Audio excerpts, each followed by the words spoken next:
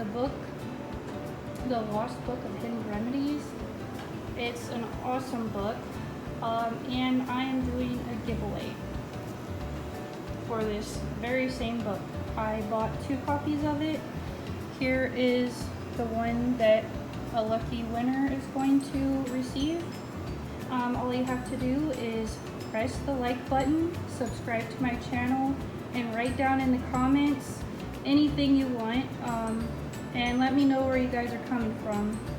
USA, India, Italy, wherever. Just let me know where you guys are coming from. I will do a drawing in a week, a live drawing, and I will let you know who won this book. Now, I like this book because it has everything in it. This is basically the beginning of the book. You can look up ailments or health issues, and it tells you what you need and where you need to go.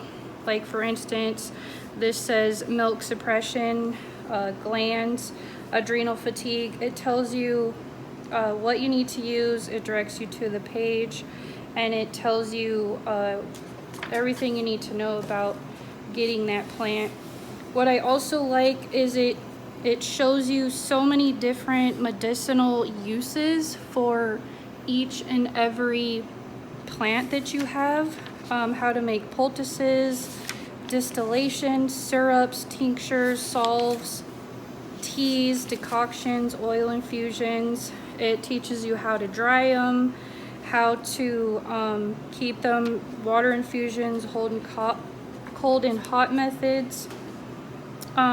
It's a very, very informative book. So here on page 49, you got the Black-Eyed Susan. It has 2 different pictures, so you can tell when you're out looking in the field what they look for. It tells you the medicinal use for them. You can use it for cold and flu, parasites, skin irritations. And then it also shows you how to harvest, and it gives you a couple warning signs to them, because there are some lookalikes and some things to look for. And basically it starts off with backyard plants, and then it goes all the way into wild ones.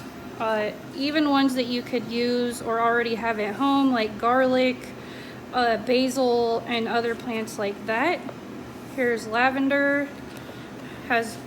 It goes very into detail about it. Now, one thing I don't like about this book, even though it's a very good book, is I use a lot of wild plants and herbs for cooking. It has no recipes at all, and that's one thing I don't like about this book, is it doesn't have any type of recipes for it. It's basically how to find it, how to identify it, medicinal uses, and then some other uses as well.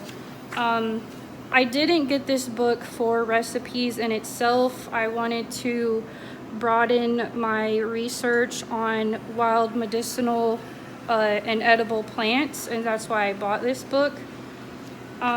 It is a good book in that sense, but as far as using these in recipes, you're not going to find any. But it is a very, very good book. It has a lots and lots of plants in here. It even has cinnamon,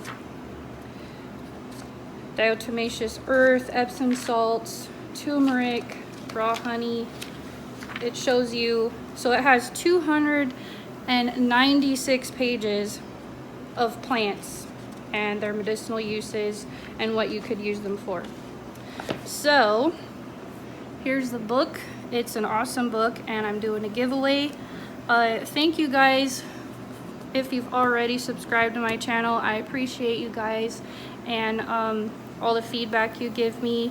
Make sure to enter for this giveaway, and I will see you guys next week on the live feed drawing, and good luck.